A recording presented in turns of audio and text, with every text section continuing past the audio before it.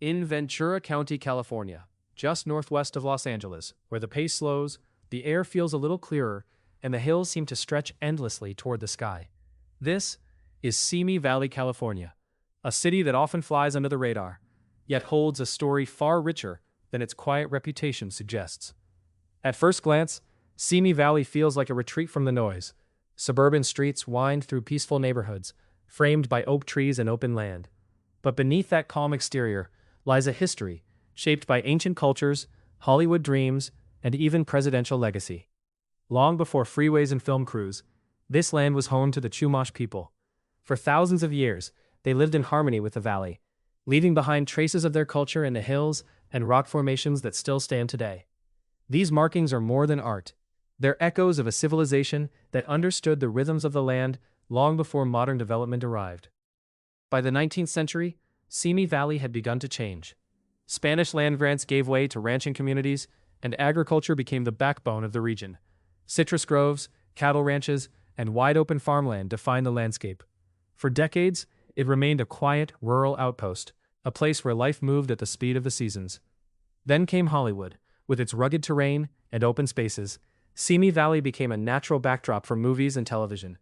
Westerns in particular found a home here. Directors didn't need to travel far to capture the spirit of the Old West. It was already written into the landscape. For a time, the valley doubled as countless fictional worlds, its hills standing in for deserts, frontier towns, and distant horizons. As Los Angeles expanded, Simi Valley evolved. The once rural land transformed into a thriving suburban community. Families moved in, schools were built, and neighborhoods grew, carefully laid out to preserve the valley's sense of openness. Despite the growth, something important remained: space. Space to breathe, space to live. Perched atop a hill overlooking the valley is one of its most iconic landmarks, the Ronald Reagan Presidential Library. More than a museum, it's a tribute to the 40th President of the United States. Visitors come from around the world to walk through history, step aboard Air Force One, and reflect on a pivotal era in American politics. From this vantage point, the entire valley unfolds below, a reminder of how closely local landscapes can connect to global stories. For those who call Simi Valley home or simply pass through, nature is never far away.